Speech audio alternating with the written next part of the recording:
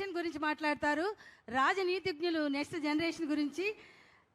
చంద్రబాబు నాయుడు గారు ఒక vibration, sensation, motivation, dedication, innovation, inspiration ప్రతి జనరేషన్ కి. మాది కుప్పం, మాట తప్పం, గొప్పలు చెప్పం, నారా హమారా అంటున్నారు ప్రజలు. వారిని ప్రసంగించవలసిందిగా కోరుకుంటున్నాను.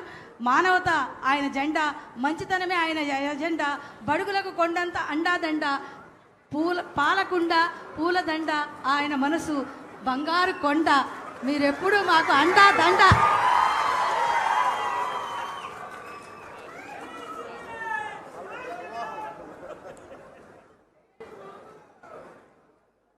ఉప ముఖ్యమంత్రి, అటవీ శాఖ, పర్యావరణ శాఖ, అదే మరి పంచాయతీ రాజ్ శాఖ మంత్రివర్యులు, అదే మరిగా ఒక మంచి మిత్రుడు శ్రీ పవన్ కళ్యాణ్ గారు, సహచర మంత్రివర్గ సభ్యులు, వేదికపై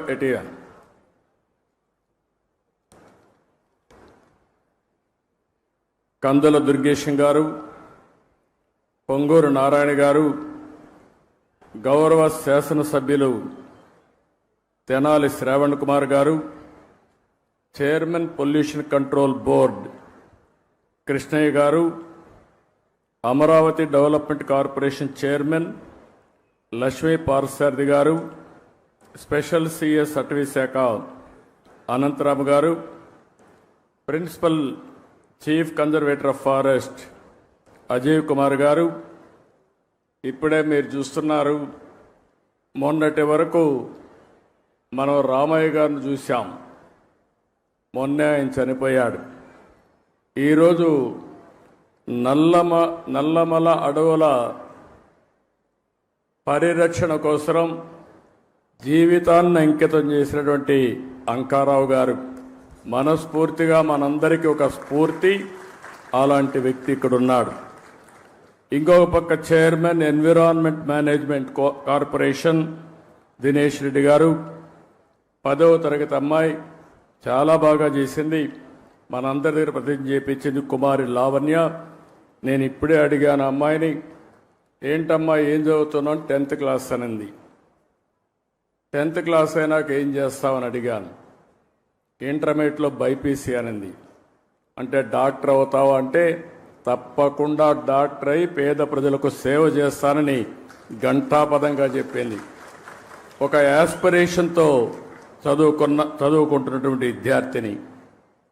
అదేవిధంగా ఈ కార్యక్రమానికి ఇచ్చేసిన ప్రజాప్రతినిధులకి, పెద్దలకు, ఈరోజు 1000 మంది విద్యార్థులతో మొక్కలు నాటే కార్యక్రమానికి శ్రీకారం చుట్టాం.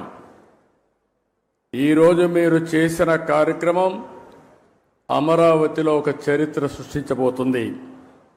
ఈరోజు ఒక్కరోజే మన మిత్రులు ఉప ముఖ్యమంత్రి గారు చెప్పినట్టు 1 కోటి చెట్లను నాటుతున్నాం. ఈ సంవత్సరం 5 కోట్ల మొక్కలు నాటబోతున్నాం. అయితే ఈ 5 కోట్లే కాకుండా 50% గ్రీన్ కవర్ ఈ రాష్ట్రంలో ఉండాలి. 50% గ్రీన్ కవర్ ఉంటే దానివల్ల ఇంపాక్ట్ ఏ విధంగా ఉంటుందో మనం అందరం కూడా ఆచరించి దేశానికే కాకుండా ప్రపంచానికే ఒక ఆదర్శంగా నిలవాల్సిన అవసరం ఉంది. 1972 నుంచి జూన్ 5వ తారీఖున ప్రపంచ పర్యావరణ దినోత్సవాన్ని ఐక్యరాజ్య సమితి ఆధ్వర్యంలో మనం జరుపుకుంటున్నాం. దీనికి కారణం మీరు చూస్తే ఈ సంవత్సరం ఒక థీమ్ ఇస్తారు, ఎండ్ ప్లాస్టిక్ పొల్యూషన్.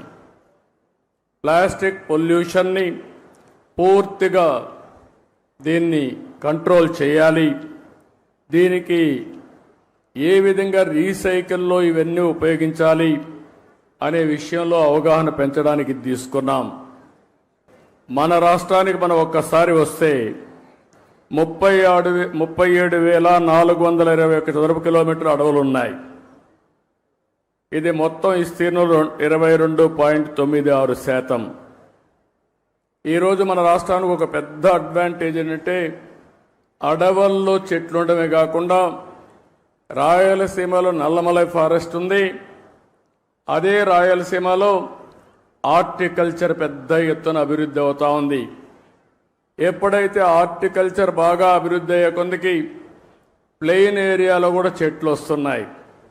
దీనివల్ల గ్రీన్ కవర్ పెద్ద ఎత్తున పెరిగింది.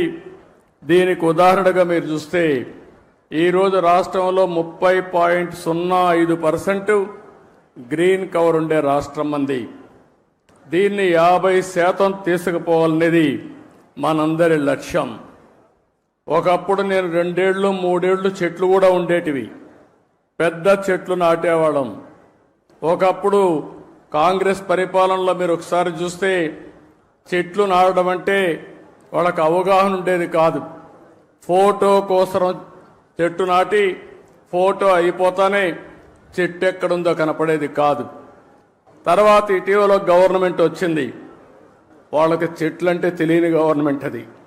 చెట్టు వల్ల ఉపయోగం తెలియదు, చెట్లు నరకడం తప్ప చెట్లు పెట్టనే గవర్నమెంట్ అది. ఆ రోజు మనం అందరం మాట్లాడుకున్నాం, ఎక్కడన్నా ముఖ్యమంత్రి హెలికాప్టర్లో పోతా ఉంటే కింద నుండే చెట్లన్నీ ఎగిరిపోతాయి. ఈరోజు నేను వస్తున్నా, మా ఉప ముఖ్యమంత్రి వస్తున్నాడు, ఎక్కడైనా ఒక్క చెట్టు నరుకుతున్నావా తమ్ముళ్ళు చెల్లెమ్మలు మీరే చెప్పమని మిమ్మల్ని అందరూ అడుగుతున్నా. చెట్లు పెంచడం బాధ్యత, చెట్లు నరకడం దుర్మార్గం. కొన్ని దేశాల్లో అయితే శాశ్వతంగా జైల్లో పెడతారు చెట్లు నరికితే. చెట్టు నరకాలంటే కూడా ప్రభుత్వ పర్మిషన్ ఇస్తే తప్ప చెట్టు నరకడానికి వీలు లేదు. చెట్టు నరికితే మనిషిని చంపినటువంటి నేరంగా చిత్రీకరించి వాళ్ళపైన యాక్షన్ తీసుకునే పరిస్థితి వస్తుంది. అందుకే నేను మిమ్మల్ని ఒకటే కోరుతున్నాం, 4-5 సంవత్సరాల్లో మన రాష్ట్రం కనీసం 37% గ్రీన్ కవర్ కావాల్సిన అవసరం ఉంది. దీనికి హార్టికల్చర్ డెవలప్ చేస్తాం. ఇప్పుడే పవన్ కళ్యాణ్ గారు చెప్పారు చాలా స్పష్టంగా. ఎప్పుడు కూడా నాకు ఒకసారి అనిపిస్తుంది, ఇవన్నీ మనం అనుకోవడం, ఇవన్నీ కానీ ఆచరించగలిగితే నేను ఒక మాట అడుగుతున్నా ఇక్కడ ఉండే వాళ్ళందరినీ,